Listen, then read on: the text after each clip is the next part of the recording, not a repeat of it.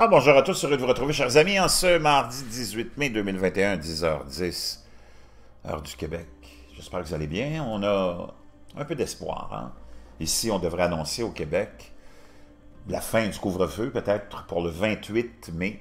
Donc, encore une dizaine de jours à vivre comme des enfants et se faire dire par son gouvernement « Va faire dodo, rentre chez toi » à 9h30. On peut comprendre, ou pas, les circonstances qui ont amené nos gouvernements à agir comme ça. On peut pas à nous on peut juger, mais c'est pas à nous de, comment dire, de vouloir violer les recommandations et surtout les lois de nos pays. On est des bons citoyens. Mais ça sent un peu le retour à une pseudo-normale, mais pas encore à 100%. Pendant ce temps-là, on entend beaucoup parler de la variante de l'Inde, hein, indienne. Il y a eu celle du Brésil aussi dans cette maladie-là. Et là, il y a une histoire d'horreur qui nous vient, justement, de l'Inde. Et c'est celle de ce champignon noir. Ça nous est rapporté par NPR.org. Et qu'est-ce que le champignon noir et pourquoi se propage-t-il parmi les patients atteints de COVID en Inde? Très, très inquiétant. Ça a été publié le 13. J'avais ce lien-là depuis quelques jours, mais j'attendais avant d'en parler, parce que j'étais occupé à faire autre chose. Une micrographie optique d'un sporange mature d'un champignon mucor qu'on voit ici. L'Inde connaît une augmentation des cas de mucormycose, une infection fongique rare, mais très dangereuse. C'est ce qu'on appelle le champignon noir, et cela peut être mortel. Cela ajoute également au problème croissant de la COVID-19 en Inde pour le moment. Dimanche, le Conseil indien de la recherche médicale et le ministère indien de la Santé ont publié un avis appelant à une meilleure sensibilisation, un meilleur dépistage et une meilleure prise en charge de la mucormycose, une infection fongique rare mais dangereuse. Bien que les chiffres exacts ne soient pas disponibles, nous constatons une augmentation des cas à Delhi, au Gujarat et au Maharashtra, déclare le docteur Aparna Mukherjee, scientifique au Conseil indien de la recherche médicale et l'un des experts qui a rédigé l'avis. Les symptômes de cette maladie sont légers au début et peuvent souvent être manqués dans les premiers stades. C'est ça qui est un casse-tête. Le docteur Shukla, un médecin des oreilles, du nez et de la gorge affecté aux soins des patients du COVID-19 à l'hôpital LG, géré par le gouvernement à Ahmedabad, a traité un patient de sexe masculin de 35 ans qui s'est récemment rétabli de la maladie COVID-19 après avoir reçu de l'oxygène pour une semaine en unité de soins intensifs. Plusieurs jours après sa convalescence du COVID-19, le patient était de retour, se plaignant d'un mal de tête intense, de douleurs dans la région des sinus et de l'œil droit, une vision trouble et des joues enflées.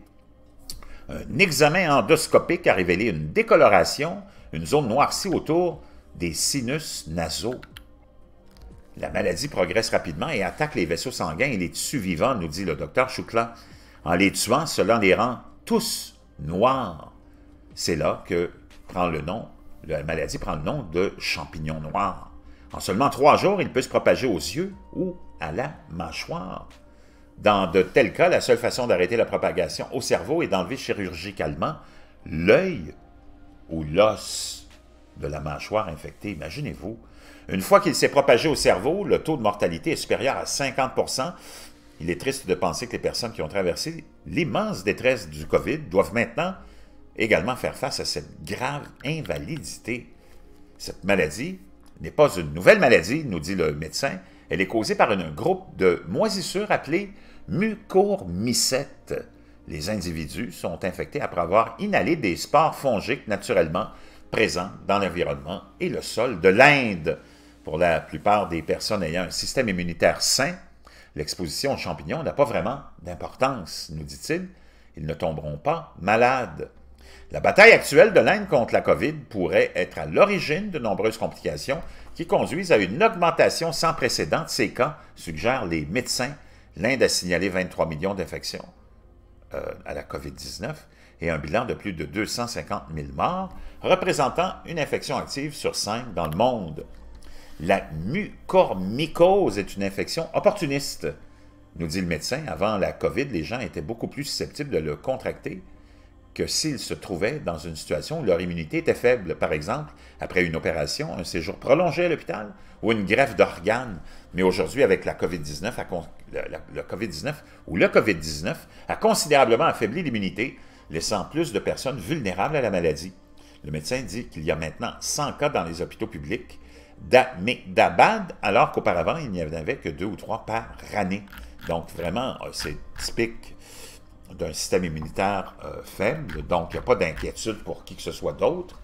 Ça semble être quelque chose aussi de local, cette maladie-là, ce champignon, cette infection fongique, qui semble pas faire trop de problèmes à ceux qui sont en santé, qui est là depuis toujours.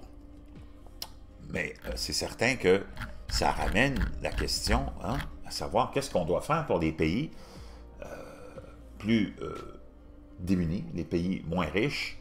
Est-ce que moralement on doit commencer à vacciner nos enfants, nous autres, ou si on ne devrait pas, comme le suggèrent plusieurs organismes, plutôt que de vacciner les enfants qui ne sont pas vraiment problématiques pour la COVID, envoyer ces vaccins-là le plus possible à des pays qui en ont besoin et qui ne sont pas aussi bien armés que nous. Il y a beaucoup de questions morales avec ça qui se posent. Je voulais vous partager ça pour voir qu'il y en a des casse-têtes. Beaucoup, beaucoup de casse-têtes.